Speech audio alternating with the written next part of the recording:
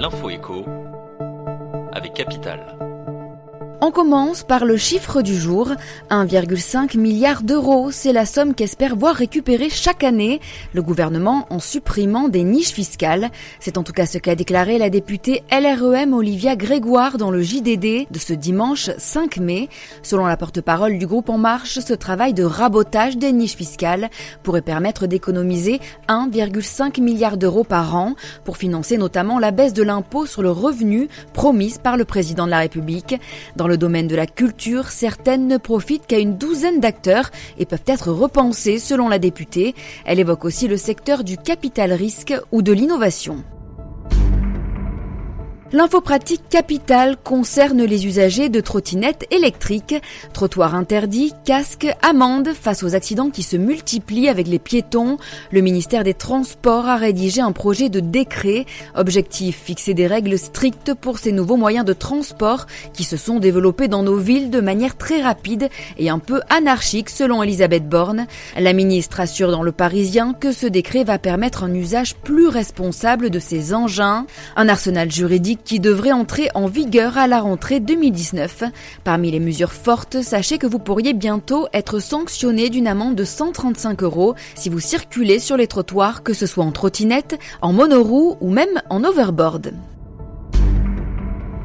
Le coup de gueule du jour pourrait être poussé par les patrons de PME face aux arnaques à l'accessibilité aux handicapés qui se multiplient. Depuis 2014, ce sont 3000 gérants de PME qui ont déposé plainte après avoir été floués par des fausses sociétés.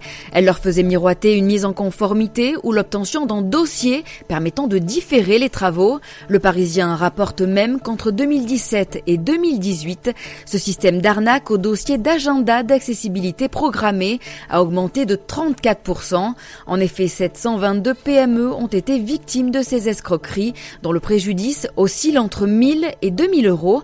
Les escrocs effraient les gérants de PME en insistant sur les peines encourues en cas de non-conformité aux normes d'accessibilité pour handicapés.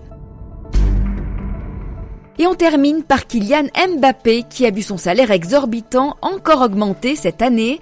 Le JDD révèle que son salaire brut mensuel est passé de 1 468 122 € en 2018-2019 à 1 625 836 € pour la saison 2019-2020. Et ce n'est pas fini puisque pour la saison suivante, en 2020-2021, ce sont 1 783 550 € que devrait toucher le prodige français du football. Des révélations issues du livre intitulé Phénomène, écrit sur Kylian Mbappé par Arnaud Herman, grand reporter à l'Équipe.